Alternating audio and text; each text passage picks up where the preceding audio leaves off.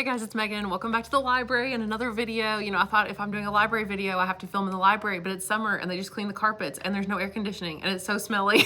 So anyway, I'm gonna make this very short and sweet. I've had several people ask me for tips if they're coming from being an elementary librarian to moving to middle or high school. Now, I'm gonna preface this by saying I don't have tons of experience in this area, but I did spend my very first year as a librarian at both an elementary and like middle/high school level. I was the district librarian.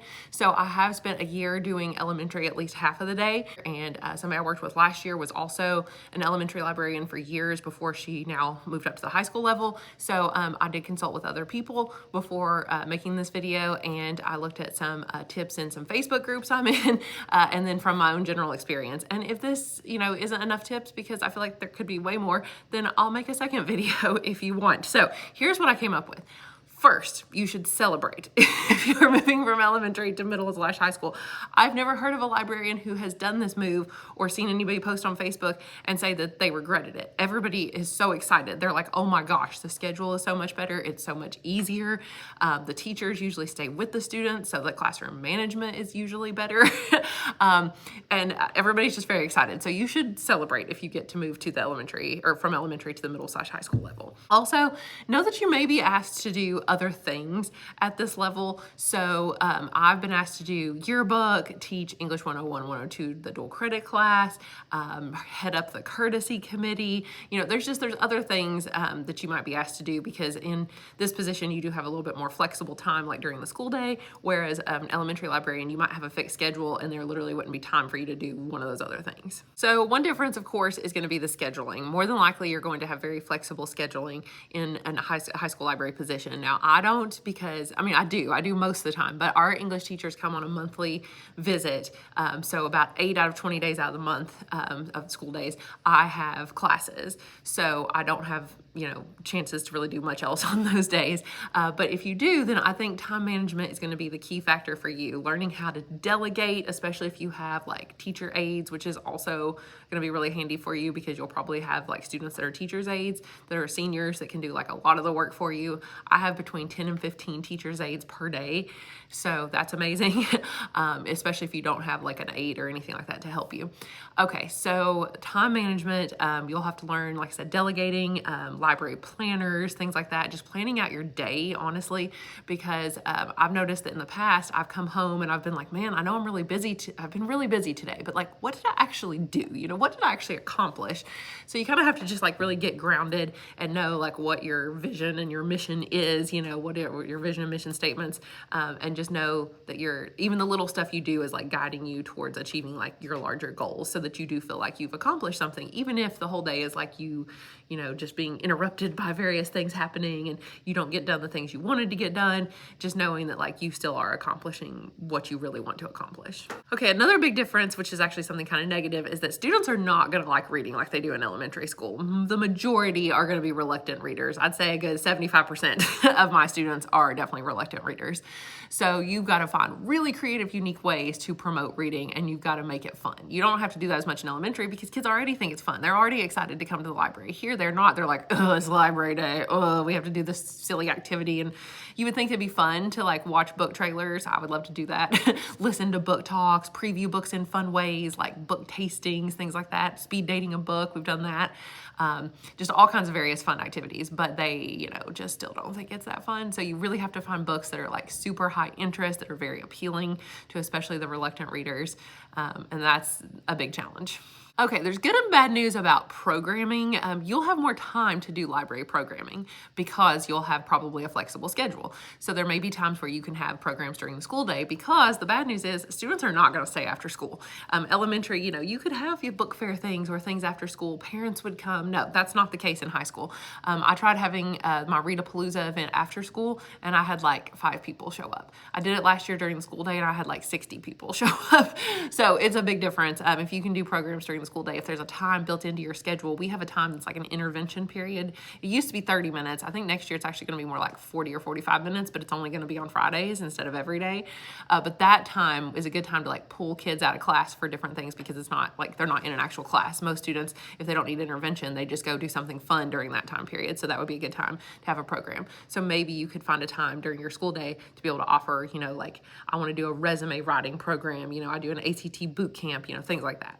Speaking of more time, another thing that is going to be a difference is I think you're going to have more time for like leadership in not just your school, but in your whole like library community, in your state, even at the national level. So I've had time here at the high school to be able to present.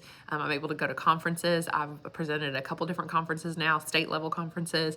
I published an article in a national magazine, which I guess I still need to make a video about that at some point, because that happened like last year. Maybe I'll do like a career updates video, because I've got some big career news too. So, I mean, not really, but like kind of, you know, you might have time to join committees, things like that. So I think that you'll have more time to do those things and to check into those things. So I think it's easier, honestly, to be a leader at the state and national level if you are a high school librarian, because you just have more time with the flexible scheduling. Possibly you will also have a better budget as a high school or middle school librarian. I know at the elementary level, many librarians I've talked to have no budget. Like pretty much most of them have no budget except for their book fair money. Now, book fairs can generate tons of profit, possibly more than what a high school budget would be. But you don't have to work for it. You're just given it. So I actually still do the book fair too. So, I mean, we don't make like tons of money at the book fair, but I think we made like a little over $2,000 the first year and maybe like $1,500 last year or something. So it's not anything like bad, but it's not thousands of pounds. It's not $10,000 like an elementary school might make. But I do get a budget, which is nice, because at my previous school, I did not. I'm in Kentucky, and the Kentucky Department of Education recommends $15 per student for the library budget. I don't get that. I get about $5.40 per student. So I'd like to have more, obviously, to be able to do like really cool stuff, like a maker space, which I don't have right now. But we're getting a new library in a year. So hopefully next year I'll be able to buy like some really cool stuff for the library. Okay, let's talk about behavior. So like I said, behavior is not going to be as much of a problem. That's going to be wonderful for you, is that you're going to have the teacher stay with them. I've never been to a high school. Well, I mean, I've only been in like 2 high schools, but I've never heard of a high school where the librarian has to manage the class entirely by themselves. The teacher will stay with the class. And a lot of times they don't even stay the whole class period. It just depends. But with teachers staying with them, it will help tremendously. I've only had a couple issues with behavior ever. We did have some freshmen a couple years ago. Honestly, the pandemic really set them back like behavior wise since they were out of school for like 2 years. But I did have a class of freshmen who we had to have a seating chart for them in the library when they would come, like in elementary school. It's the only time I've ever had to do that for like one class. And they had to only check out books like one table at a time, because they couldn't all be trusted to be up running around the library, because that's what they wanted to do. They wanted to play tag and like just throw stuff. And I mean, they were unruly. So that's the only thing, you know, that's the only time that happened though. So before I go, I do want to mention some similarities. Somebody I worked with last year also pointed out that there are similarities between elementary and high school students. So they're both very like visual kinesthetic learners. It's the same. It's not going to change at the high school level. That means the more like visuals that you can do, fast-paced activities, they're still going to enjoy that more so. So book trailers, book talks, doing stuff where they actually get to hold the books in their hands and preview them, speed dating books. Speed dating a book has been one of the best activities I've ever done that gets books checked out. Also, having students film other book trailers. Well, that's one advantage too of having older students. You can have them do activities that will also help you. So like I now have a backlog of book talks that students filmed last year for a class that now I can show. And students love watching their peers talk about books. I had one student who did not like reading, and he was really funny. And in his video, he was like, I don't like reading, but this is a good book. And guess what? That book, which was not even popular, it was called like Happy Face. It had this bright yellow cover, and it was like the most popular book of our school year last year. Everybody wanted it. It was always checked out. And it was only because the one student that everybody knew, who everybody liked, who was a senior, that was really popular, he said that he didn't like reading, but he liked that book. And therefore, everyone wanted to read it.